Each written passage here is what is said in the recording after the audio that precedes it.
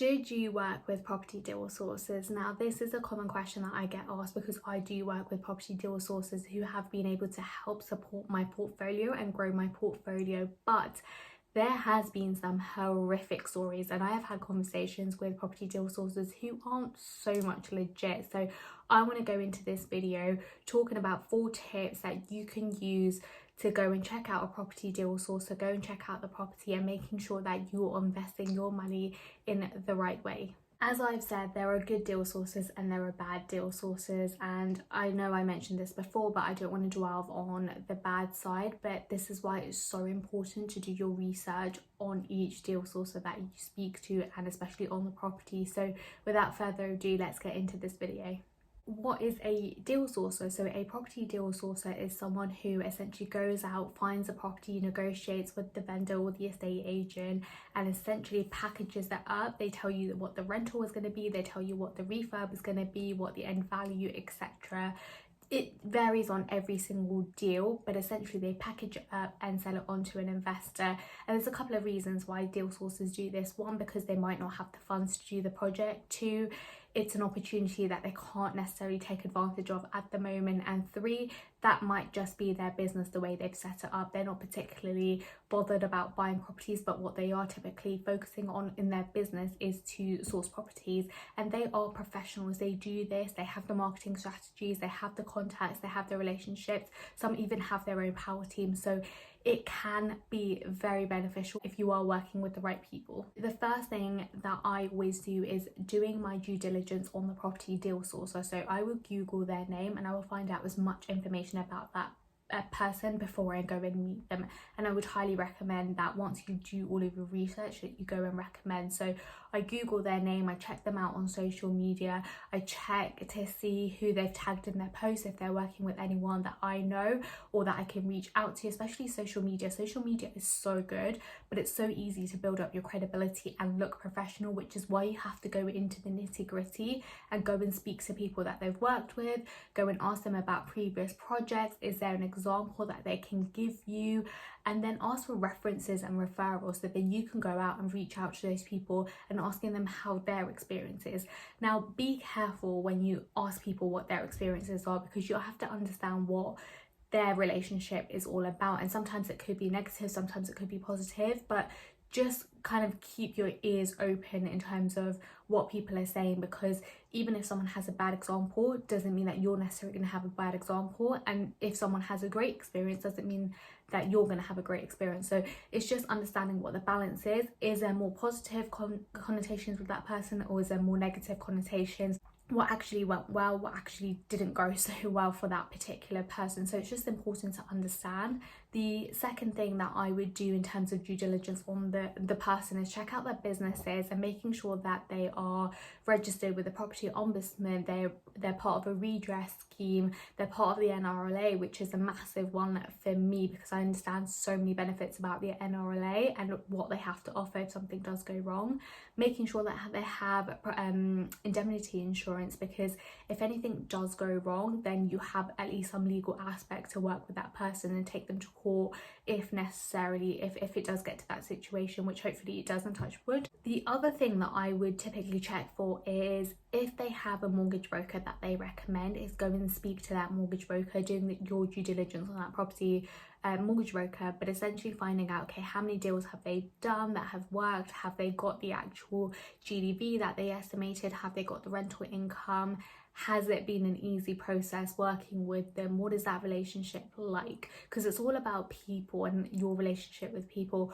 Once you have done all of that, I would highly recommend you go and visit that person in that area that they specialize in.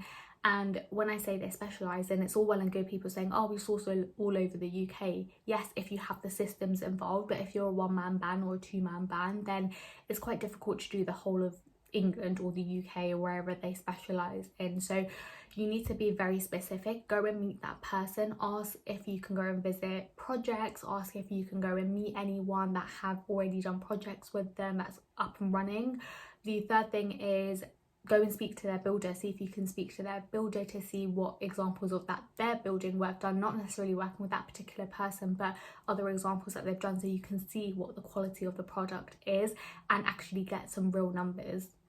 Moving on to the second part is doing due diligence on the property itself. So making sure that you're doing your own research on comparables for the end GDV, for the refurb, for the rental. Also check for demand, speak to lettings agencies to see what is the hottest area at the moment, what types of properties are renting really quickly, what types of properties aren't renting so quickly, and if they have any tips about particular areas, especially if you know the location or the postcode for that particular deal.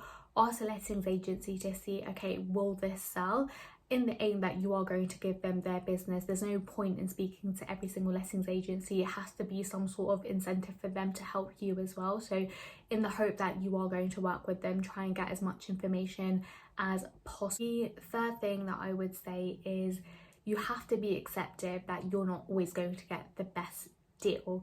Now, deal sources already have a list of investors that they work with that buy multiple deals off of them, etc. So just be careful that you're not always going to get the best deal. So you have to accept that you might get a lower return on investment or a lower yield, however you work out your deals and what works best for you. But just accept that you're not going to always get the best deals. If you really want to source deals yourself, get your own deals, because that's the way that you're going to get the best deals. Don't get me wrong, property deal sources do have great deals if you can't get them or you don't have the time to do that, but they're not always going to give you the best deals. They're either going to keep them for themselves, try and find a JV partner, or give it to investors that have worked with them time in, time out. The other thing is, I don't personally like email blasts about deals. I personally like to work with people who can help me on a specific and personal level, just because that's the experience that I want to have, not just be sent an email. And everyone is different and every company is different, especially when you have a load of investors. There's some massive deal sourcing companies out there and they can get away with that if you have worked with them before, because what I don't like is the timing, first come first serve and things like that, whereas you really want to analyze and make sure everything stacks up and you're happy with that, you have the investment, etc., before you confirm or reserve that particular deal. Where sometimes you just don't really have time and you're just quickly going off the numbers they say. You don't actually know what the actual deal is or what the return on investment is, because sometimes they might not have included half the fees that you need to consider or the type of lending you're going for, etc. The last thing that I want to point out is make sure you're aware of all of the fees up front and that you sign a sourcing contract with them before you start working with them or before any deals have even gone through, because that contract is there to protect you in case anything goes wrong. It has their heads of terms of how they're going to help you, what's included in their services, etc. Some deal sources offer full package, so if you are going for a refurb, they will offer the project management, they'll find the builders for you. Even some of them even have their own lettings agencies or have relationships with lettings agencies / management companies. So that could be a massive bonus for you in saving time in doing all of the research, because you would have already seen that they're already doing that essentially and helping other investors in that way, shape and form. But just be wary of all of the costs, so making sure that you know exactly what your legal costs are, what your mortgage broker is, what the fees are. Is the done up value inclusive of the refurb? Is there an added done up value? You just got to be careful of all of those hidden fees. The other thing is, if you are going through bridging, especially if you're going for a HMO or a large refurb and you're going through bridging finance, that is very much tailored to you as an individual, your business, and what rates you get per lender. So just making sure that you're taking into consideration all of those costs. The other cost that people don't consider in their numbers is any investments that they've had or any angel investments. So even if they've got a particular return on investment for somebody that is guaranteed, they don't take that into consideration of their numbers. I hope this video helps you in understanding what you need to do when you are working with a deal sourcer and making sure that you're investing in the right investment deals for you. With that being said, I look forward to seeing you in the next video.